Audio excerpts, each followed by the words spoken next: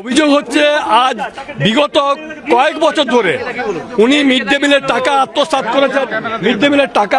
করেছেন এবং আমরা আজকে যখন সবাই মিলে অভিভাবক বা এবং গ্রামবাসী সবাই মিলে যখন একসঙ্গে হলাম তখন আমাদেরকে বলছে যে আপনারা হাইকোর্টে যান, আপনারা সুপ্রিম কোর্টে যান, এইভাবে আমাদেরকে ধমকাধমকি করছে এবং কোনো রকম কোনো হিসাব দিতে উনি রাজি নন।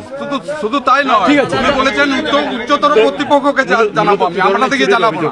মূলত আপনার মিড ডে মিলের টাকা যেটা আপনার মনে করুন আড়াই হাজার আছে, সেটা আপনি দেখাচ্ছে 6,000, 7,000, 8,000 এভাবে বাড়ি বাড়ি করে লিখে দিচ্ছে, লিখে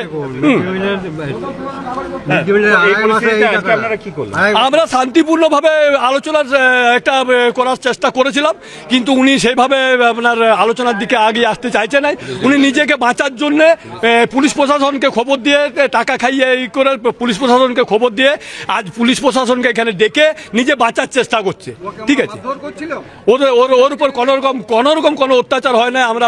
আমরা সবাই মিলে বসে একটা সুস্থভাবে আলোচনা করে ঠান্ডা মাথায় সুস্থভাবে আলোচনা করে এই সমস্যার সমাধান করতে চেয়েছিলাম, কিন্তু উনি তার বিরুদ্ধে যাচ্ছে, উনি নিজেকে বাঁচার চেষ্টা করছে।